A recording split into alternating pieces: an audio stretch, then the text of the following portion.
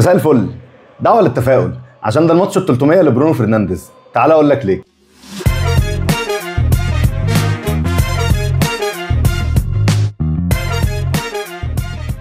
مش معنى ان انا بولدوزر مانشستر الحزين ان انا ما بقاش متفائل، بالعكس جرت العاده يا صديقي ان ال 300 ماتش اللي فاتوا بتوع برونو فرنانديز، ايوه الماتش النهارده قدام برايتون ال 300 لبرونو فرنانديز، كل 100 ماتش الماتش ال 100 ده مانشستر يونايتد بيكسبوا. اول 100 عدت لبرونو، الماتش كان قدام ارسنال كسبنا 3-2 وبرونو سجل. ال 100 الثانيه عدت لبرونو، كان الماتش قدام فولهام اواي وبرونو فرنانديز هو اللي كسبنا 1-0 بجول في اخر دقيقه. ان شاء الله الماتش الثالث ده برونو برضه يسجل. ضيف على كده بقى ان مانشستر يونايتد عنده سلسله انتصارات 3 ماتشات على التوالي على اولد ترافورد، بالاضافه ان برايتون واحد من 3 فرق بس من اول السيزون ما عملوش اي كلين شيت. خلينا نبدا في التشكيل على طول. امورين في المؤتمر الصحفي قال ان ماجواير وماونت الاثنين جات لهم كدمه وغالبا مش هيلعبوا، وقد كان فعلا ماجواير بره السكواد وماونت موجود النهارده احتياطي. فالتشكيل بادئ بلامنس قدامه يورو دي ليخت شو، الاربعه اللي في النص نفس تشكيله ماتش ليفربول ما فيهاش اي تغيير، كاسيميرو جنبه برونو، على اليمين ديالو، على شمال دالوت. الثلاثه اللي قدامهم كونيا ومبومو هم اللي بيلعبوا ورا سيسكو، ده نفس التشكيل برضو اللي كان قبل ماتش ليفربول. الماتش بادئ اول 10 دقائق برايتون هم اللي ضاغطين علينا وبيهاجموا، وهم اصلا كسبانيننا 6 ماتشات من اخر 7 وشكله هيبقى ماتش طين. باليبا مش لازم تلعب بضمير قوي، احنا عايزينك تيجي معانا اصلا. كونيا من اول الماتش اي كوره بتيجي ناحيته بيضغط كويس وبيجري كويس، وعايز يقول لاموريم طب خلاص انا تبت ولاعبني كل ماتش اساسي. حلوه يا ولد يا لامنز. المدرب بتاعهم شكله صيحه هيقرفنا. ضربه جزاء، ضربه جزاء يا تايلور، يا تايلور. هو ده انتوني تايلور، مفيش ماتش يحكمه لمانشستر يونايتد من غير ما يطلع بمصيبه. كرة ديالو دي ضربه جزاء واضحه، انا مش عارف انت فوتها ازاي، وازاي الفار ما قالكش انها ضربه جزاء. حلو الضغط ده، حلو الضغط ده. الجبهه بتاعت ديالو ومبومو دي بقت حاجه عظمه، وبقى هجوميا الاثنين مرعبين جدا، ويا رب يكملوا كده بقيه الموسم. اموريم اتكلم على النقطه دي في المؤتمر الصحفي قبل الماتش، وقال ان هما الاثنين احيانا بيبدلوا مراكز، وده اللي بيعمل خطوره اكبر على الفرق اللي قدامهم. الثلث ساعه اللي فاتوا برايتون اخطر، هما بيمسكوا كوره اكتر، بيتقدموا، بيعملوا كمان فرص اكتر. لكن يحسب للاعيبه يونايتد ان الفريق خطوطه كلها قريبه من بعض، لما بيتحركوا دفاعا وهجوما بيتحركوا ككتله واحده، حاجه شبه اللي كان بيحصل في ماتش ليفربول. حلوه جول كونيا كونيا كونيا كونيا، اداها له كده كده اهي بتاعت مجدي عبد الغني. ايها الناس كونيا طلع قماش. شفت يالا كونيا لما لعبتها من غير فزلكه وشك نور وسجلت ازاي؟ تايلور ما بيحسبش اي حاجه ليونايتد، ولا جوه منطقه الجزاء ولا ضربه جزاء ولا فاول في نص الملعب، ولا حد هيشوف حاجه النهارده. تقريبا لازم كل لعيب عندنا يتضرب مرتين عشان ياخد الفاول الثاني. نص ساعه اللعب تقريبا كله في نص الملعب، ضغط اكبر من برايتون، لكن مانشستر يونايتد اللعيبه واقفين على رجليهم كويس زي ما كنا بنقول. بدانا نبادل الهجمات. مانشستر مفروض كان عنده ضربه جزاء بتاعه ديالو، الثانيه يمكن يكون فيها شك، لكن انتوني تايلور لغايه دلوقتي عامل ماتش ولا اسوأ. جول يا ولد يا كاسيميرو يا ولد، احنا بنلعب في البرازيل ولا ايه؟ ديفليكشن ديفليكشن، اشتكوا للفيفا. لسه بنقول بدانا نضغط عليهم ونبادلهم هجمات وبقينا بنعمل خطوره 2-0، وبعدين هو كاسيميرو كان قاصدها يلعبها اصلا في ظهر الواد وترد في الجون زي اللاست عكسي كده. على فكره كاسيميرو كان شايطها وحشه قوي لو مفيش حد كان طالع بره. اللي عايزين ناخد بالنا منه ان الجونين النهارده جم من لعب من نص الملعب مش من الطرفين. واضح ان انت برايتون كان مذاكر قوي قصه الطرفين دي. اموريم النهارده مغير استراتيجيه اللعب، بدل ما بيلود على الطرفين خصوصا الجبهه بتاعت ديالو ومبومو اللي بنتكلم عنها، اللعبه اكتر من نص الملعب. كونيا ومبومو عاملين بقى غربله كده في نص الملعب، هم اللي بيحصل من عندهم قلق. الجونين جم من الكور دي، حفيظ دراجي بدون سبب، دانك دانك. الربع ساعه الاخيره تقدر تقول فرقتين هديوا تماما، خصوصا بعد الجول الثاني. مانشستر اللعيبه بقى عندها ثقه اكبر، لو كملوا كده الشوط الثاني ان شاء الله نسجل الثالث والماتش يخلص بدري بدري. شوط اول برازيلي خالص 2-0 باقدام كونيا وكاسيميرو. قبل ما نتكلم في اي حاجه في الفنيات، نفسي اعرف التحكيم الانجليزي عايز ايه من مانشستر يونايتد. ده تقريبا نفس الكلام اللي كنا بنقوله من ماتشين 3، اديني حقي. انا مش عارف ازاي الفار عداها. انتوني تايلور بصراحه طبعا كل ده هيعدي، محدش هيتكلم عنه كتير، لان الكل هيتكلم ان خلاص ما انت ما كنتش محتاجها، مانشستر خلص الشوط الاولاني 2-0. لكن ما هو ده اللي احنا بنقوله، اللعبه دي مع اي حد تاني ممكن تتحسب ضربه جزاء، ليه بتيجي عندي انا وتقف؟ نسيبنا من التحكيم، الفريق النهارده بيضغط بشكل ممتاز جدا. الفريق كله زي ما كنا بنقول الخطوط قريبه من بعض، ده بيديهم كلهم الافضليه على لعيبه برايتون. حتى لما برايتون كان بيبقى ماسك الكوره. تقارب الخطوط من بعض ده مخلي لعيبه مانشستر يونايتد بتضغط كويس جدا، خصوصا لما بيطلعوا يضغطوا في الثلث الدفاعي بتاع برايتون اللي هو هجوميا لمانشستر. الضغط ده خلى لعيبه مانشستر يونايتد يعرفوا يستخلصوا الكوره اكتر من مره. الكور دي قبل كده في ماتشات تانية كانت بتترد علينا بهجمات، المره دي لما استخلصوها اتعمل منها هجمات ليونايتد، مرتين سجلنا منهم وهم دول السبب ان احنا طالعين 2-0 الشوط الاول. في المقابل برايتون فرقه بتلعب كوره على الارض حلوه قوي، بيطلعوا بالكوره كمان حلوه قوي. الربع ساعه الاولاني تحديدا كانوا ماسكين كوره اكتر، كانوا اخطر بكتير من مانشستر يونايتد. يمكن ما كانش فيه فرص تتعد كتير، لكن هم كانوا بيعرفوا يوصلوا. لكن في نفس الوقت مانشستر الفرقه تحس ان هي واقفه دفاعيا، مفيش بقى الثغرات في نص الملعب اللي انت كنت بتخترق منها الماتشات اللي فاتت، مفيش كمان الفرص الكتير اللي بتتعمل عليك سواء العرضيات او الاختراقات من نص الملعب. الشوط الثاني الفريق لازم ينزل اهدى، كسبانين 2-0، يلعبوا كرة براحتهم. تقارب الخطوط ده نستغله لمصلحتنا، ان مش هيبقى فيه مجهود كتير جري ورا الكوره، الفريق يقدر يسجل الثالث لو لعبوا كرة على الارض اكتر. وطبعا لازم اقول ان وجود يورو في الملعب مديلك افضليه كنت مفتقدها في الماتشات اللي فاتت. في الحاله الدفاعيه يورو اسرع من ماجواير ومن دي ليخت الاثنين، انا مش بتكلم على الاختيارات، لكن وجوده في الملعب بيعرف يطلعك بالكوره. الولد كمان لعيب كوره بيعرف يتحرك بالكوره لقدام. حتى في الحاله الهجوميه يورو لما بيتقدم بيبقى عندك فرص اكتر ان انت تعرف تسترجع الكوره وتكمل الهجمه. حصلت اكتر من مره يبقى لعيبه مانشستر ضاغطين، الكوره تسقط في منطقه جزاء برايتون، لما تترد لو مقسم الملعب 3 يورو بيبقى واقف على خط وهمي كده على طرف المنطقه الثالثه دي، بيعرف يسترجع الكوره ويطلع الكوره لقدام تاني، فبتكمل هجوم على الفريق اللي قدامك. مش محتاجين طبعا تغييرات كتير الشوط الثاني. الفريق طبعا لو كمل بالمجهود ده احتمال ان هم يقعوا بدنيا، لعيب او 2 ممكن يقعوا بدنيا خصوصا في نص الملعب، وده عادي ومتوقع. يفضل ان انت ممكن تنزل ماينو ينزل بقى في الدقيقه 65 70.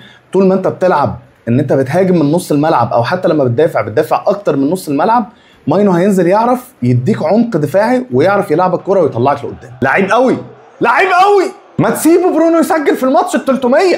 الجبهه اللي بيكون فيها لوك شو دالوت دي حاجه مؤسفه. فيربروخن اسمه عايز روشيتا. كان متوقع السبع 8 دقايق اللي اتلعبوا في الشوط الثاني مانشستر يونايتد بيلعبوا باور سيفنج مود، كله على الهادي، سابوا الكرة شويه لبرايتون. برايتون كمان تحسهم متحفظين خايفين يلبسوا الثالث.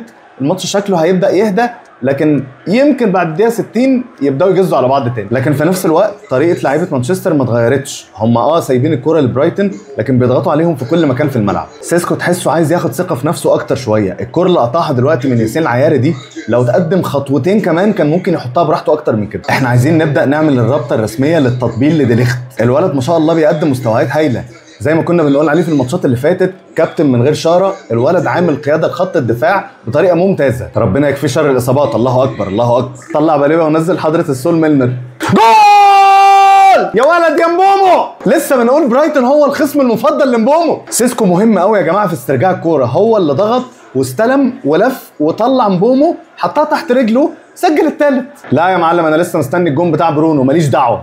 مش هينفع يعدي الماتش ال 300 بتاع برونو من غير ما يسجل. الولد نفسيته تتاثر كده. مع السلامه يا لوك شو، مع السلامه حبيب قلبي، ما اشوفش وشك في الملعب تاني بقى. اتفرج بقى على هيفن هيعمل ايه. ايدن دي اول مره ينزل في ماتش في البريمير ليج مع مانشستر يونايتد، ده اللعيب اللي انا براهن عليه في خط الدفاع. والله والكوره بدات تضحك لنا يا اولاد. السبع دقايق اللي من بعد الدقيقه 60 دول فعلا الماتش بقى سخن، وهجمه هنا وهجمه هنا. انا بقول تسمعوا كلامي بعد كده. دالوت بيقدم ملحمه فشل. ده اللي كنا بنقوله بين الشوطين. في لعيبه الشوط الثاني ممكن مجهودهم يقل بدنيا، وبالتالي في الدقيقه 65 70 هتلاقي تغييرات بتبدا تنشط لاعب بلاعب. ده اللي حصل دلوقتي. كاسيميرو خرج ونزل مكانه ماينو، نفس التغييره اللي كنا بنتكلم فيها، ودورجو نزل مكان ديالو اللي مجهوده واضح ان هو قل شويه الشوط الثاني. دالوت هو اللي هيجي ناحيه اليمين ودورجو هيبقى شمال. والله انتوا لازم تسمعوا كلامي، انا بقول الحاجه من قبل ما تحصل كل ماتش، مش هينفع كده والله. دوس يا ابني لايك ولا اعمل شير ولا اي حاجه مع زمايلك. انتوني تيلر عمل دلوقتي حاجه غريبه جدا، هجمه مرتده على مانشستر يونايتد، المهاجم رايح انفراد تقريبا ودورجو هو معاه اخر مدافع. الكوره انا شايفها ان هي احتكاك عادي لا ترقى انها تكون فاول، بس ما علينا سيبك من رايي. هي لو فاول هتبقى فاول وطرد لان ده اخر مدافع، ولو هو احتكاك لا يرقى لانه يكون فاول فهي مش فاول اصلا. لا هو حسب فاول واداله انذار عشان يبقى رضا دول قدامهم الفاول ورضا دول وما طردش واحد. حاجه كده من ريحه الاستاذ سيف زاهر. يا نهار ابيض. هو بالنسبه لويلبك اللي بيقلب ميسي في ماتشات مانشستر يونايتد، الكرة سريعة فشخ لدرجة ان لامنس رايح معاها وقريبة منه وما جابهاش، وطبعا دي غلطة على لامنس. الكرة فعلا كان ممكن تتجاب. حفيظ دراجي قال لك لم تنتهي المباراة، لم تنتهي، باقي ربع ساعة. يا حبيبي ما هو لو باقي ربع ساعه يبقى لم تنتهي فعلا. ايه البديهيات دي؟ نهدي اللعبه بقى شويه عشان لو جزوا علينا هنزعل. مين تقريبا فاكر الماتش بيتلعب على تيك توك، كل ما يشوف الاسد بتاع الدوري الانجليزي ظهر ورا الجون يشوط الكوره فيه. جدير بالذكر ان مانشستر كسبان برايتون 3-1، وحفيظ دراجي بيقول لك مباراه بطوليه لعبها عناصر برايتون. وبعدين طيب بعيدا عن فورمه علي ربيع اللي زيركزي عاملها، بالنسبه للشنب ما تنبرش فيها بقى حفيظ، ما تنبرش فيها. قال لك 3 انتصار على التوالي هنلبس دلوقتي. انتوني تايلر عامل ملحمه تحكيميه الماتش ده تستدعي مباحث الاداب، وافهمها زي ما تفهمها. يا ولد يا لمنز، انا بحاول اتخيل لو اونانا اللي واقف يتفرج على الكوره دي وهي بتزغرط في الشبكه. ليه 7 دقايق وقت ضايع؟ لا لا لا لا لا ملوش لازمه خالص الجون الثاني ده. هنقعد بقى 5 دقايق على اعصابنا مش عارفين نكسب ماتش سالك. لا تايلر مش ممكن، يعني دانك دخل على دالوت قتله قدام منطقه الجزاء وما حسبهاش. الفاول الثاني بقى بتاع برونو اللي اتحسبت. اضغطوا عليهم خلينا عندهم، اكرام الضيف دفنه. حلوه دي، خلص جول. خلص يا ابني، خلص يا ابني، خلص يا ابني الماتش ده. كرة مردود علينا، هيفن لعبها اسيست من لمسه واحده لمبومو. يا ولد مان اوف ذا ماتش يا ابني والله. العب بقى، انا فوقت لك. كسبنا 3 ماتشات ورا بعض. خلينا نبدا الكلام بعد الماتش بضربه الجزاء اللي ما اتحسبتش لديالو، عشان حساب من حسابات البريمير ليج على اكس كتبوا ان ضربه الجزاء ما اتحسبتش عشان المدافع لمس الكرة الاول. يعني ايه؟ كلنا شفنا الكوره ان هو كان قدامه ومد رجله مخصوص عشان يجيبه وعمل عرقله ووقعه، وضربه جزاء واضحه. لمس بقى الكوره ما لمسش الكوره، ما هو وقعه. انا مش فاهم احنا بنتناقش في ايه. فلغايه امتى اخطاء الحكام، ولغايه امتى انتوني تايلر مفيش ماتش هيعدي اليونايتد من غير مصيبه. والاسوأ ان انت بتبرر الغلط. يعني انت كان ممكن تطلع تقول ان الحكم اخطا، او تطلع تقول ان هم ما راجعوهاش كويس او اي حاجه، بس ما تضحكش عليا، ما تقوليش اصل هو لمس الكوره. يعني ايه يا معلم؟ ما هي ضربه جزاء. عموما مكسب مهم، وزي ما كنا بنقول الماتش اللي فات ده اهم ماتش في المرحله دي لاموريم، لان الماتش ده بقى مكاسب بالجمله. لان الفوز ده مش بس هيدي ثقه لاموريم وللعيبه بتاعته، لا الفوز ده كمان هيشيل ضغط كتير قوي من على اموريم ومن على اللعيبه. اموريم لعب ماتش برايتون تقريبا بنفس الطريقه اللي لعب بيها قدام ليفربول، خطوط متقاربه والفريق بيتحرك ككتله واحده دفاع وهجوم. تقارب الخطوط اللي طول الماتش ده خلى لعيبه الفريق كلهم تقريبا عارفين يوزعوا مجهودهم على ال90 دقيقه، فبقيت عارف تشوف الفريق بيضغط لحد اخر دقائق في الماتش. لو خدت بالك في الدقيقه 84 يونايتد كانوا طالعين بهجمه، اللعيبه كانت اتقطعت منهم الكوره، عرفوا يضغطوا تاني ويسترجعوا الكوره ويعملوا هجمه تانيه. ده يقول ان انت الكيرف بتاع الفريق بدنيا بيطلع والفريق بيتحسن، ومجهوده كمان طول الماتش عرف يكمل معاك للاخر. وبعدين احنا هنروح بعيد ليه؟ ما احنا بعد ما لبسنا الثاني والنتيجه بقت 3-2 خلاص الماتش فاضل فيه 3-4 دقائق في الوقت الضايع. لعيبه يونايتد بداوا يضغطوا تاني، بداوا يطلعوا لقدام، بدا يبقى فيه ضغط على لعيبه برايتون غلطوهم، وده اللي خلى ان احنا نعرف نسجل الرابع والماتش يخلص. على مستوى اللعيبه لمنس عمل ماتش ممتاز، وواضح ان هو خامه مبشره جدا نقدر نعتمد عليها سنين قدام. صحيح الجون اللي لبسناه من فاول ده هو يتحمل مسؤوليته او جزء على الاقل من مسؤوليته، لكن حارس مبشر جدا، امكانياته ممتازه، واثق في نفسه، هنعرف ان هو يدي ثقه للفريق وخصوصا لخط الدفاع. هنفضل نكرر كل مره ان وجود يورو في الملعب لا يقل اهميه عن جوده نص الملعب اللي بيطلعوك بالكره لقدام. الراجل ده مش بس اسرع من بقيه خط الدفاع، الراجل ده طول ما الكرة في رجله انت بتعرف تطلع لقدام، ولما بيتقدم كمان لما بتكون انت في حالة الهجوم بيعرف يسترجع الكرة احسن من ماجواير ومن شو ومن حتى دي ليخت. كاسيميرو كمان بيقدم مستويات ممتازة بقاله 3-4 ماتشات. ده كاسيميرو بتاع زمان اللي كان تعرف تعتمد عليه في نص الملعب. الراجل النهارده عمل ماتش خصوصا دفاعيا كمان كان قوي جدا، بيسترجع الكرة، بيضغط، موجود تقريبا في كل حتة في النص الملعب الدفاعي، ما كانش يخرج من الملعب الا لو كان فعلا تعب وخلاص مش قادر يكمل. نقطه سلبيه للاسف في حق ماينو ان هو لما نزل كنا متوقعين ان هو هيمسكنا كوره وهيعرف يضغط اكتر دفاعيا وهيعرف يطلعنا بالكوره كمان لقدام، لكن بجد من ساعه ما دخل الفريق تحس ان انت بقيت مستباح في نص الملعب، وده كان السبب ان احنا لبسنا جولين. مش بشيلها له لوحده، لكن نص الملعب بتاعك بدا يتضغط عليه، خصوصا ان برونو بدا خلاص مجهوده يقل. دورجو بقى بعد ما كان خامه مبشره جدا علامه استفهام كبيره على اداؤه النهارده، نزل عمل مصيبتين في نص دقيقه، لبسك فاول ولبسك جول بدون اي داعي. الراجل بعد ما كان ممكن تعتمد عليه في الجبهه الشمال بقيت دلوقتي هو الراجل هيقعد دكه، وكمان انت هتبدا تدور كمان على واحد يمكن تجيبه في يناير ولا تجيبه في الصيف، لان واضح على قد ما الفريق بدا يبقى متماسك وبدا يقف على رجله وبيكسب وبيقدم اداء كويس، على قد ما واضح جدا ان الدكه معلاش اي بدايل تقدر تعتمد عليها. فلازم زي ما كنا بنقول كل الماتشات اللي فاتت ان لازم في يناير دعم للفريق، ولازم في الصيف دعم كتير للفريق زي اللي حصل الصيف اللي فات. خروج ديالو كمان ما كانش له لازمه خالص، خصوصا الشويه اللي في الاخر اللي كنا محتاجين نمسك كرة فيهم.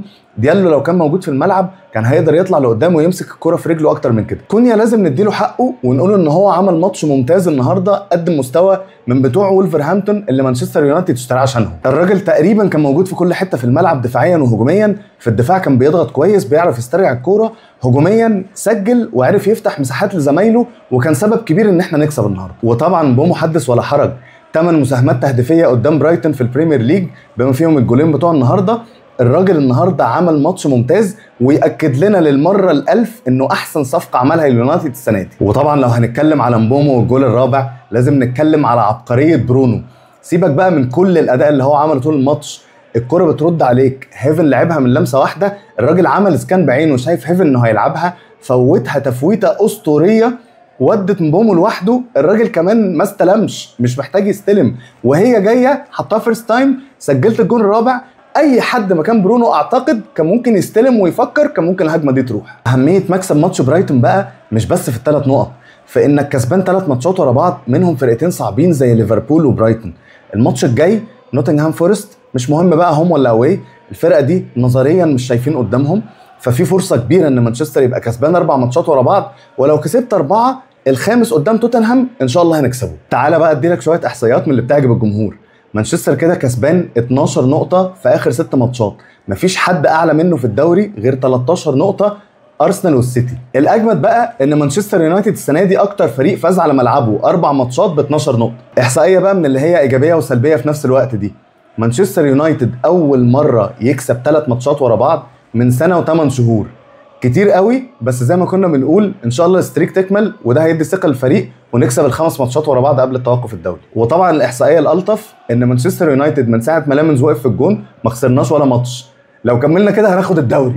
عموما المكسب ده خلى مانشستر في المركز الرابع مؤقتا ب 16 نقطه، طبعا لحد ما نشوف بقيه الفرق هتعمل ايه. لو كملنا كده والفريق جاله تدعيمات محترمه في يناير مش بعيد قوي نلعب توب 4. وزي ما كنا بنقول الماتش الجاي قدام نوتنغهام فورست نظريا تقدر تكسبه. تخبط اداري منعكس على كل حاجه في الملعب، الفريق مش شايف قدامه، بيقدموا مستويات سيئه جدا. لو لعبت عليهم ان انت تعرف تكسر الحته بتاعت ان هم بيتكتلوا دفاعيا دي وبيعملوا لو بلوك وكلهم راجعين ورا الكوره، ان شاء الله هنكسب ونكمل الستريك. وخلاص مش هنتكلم اكتر من كده، بس للاسف ما نعرفش حد من برايتون نحفل عليه، فهنكمل تحفيل على جمهور ليفربول.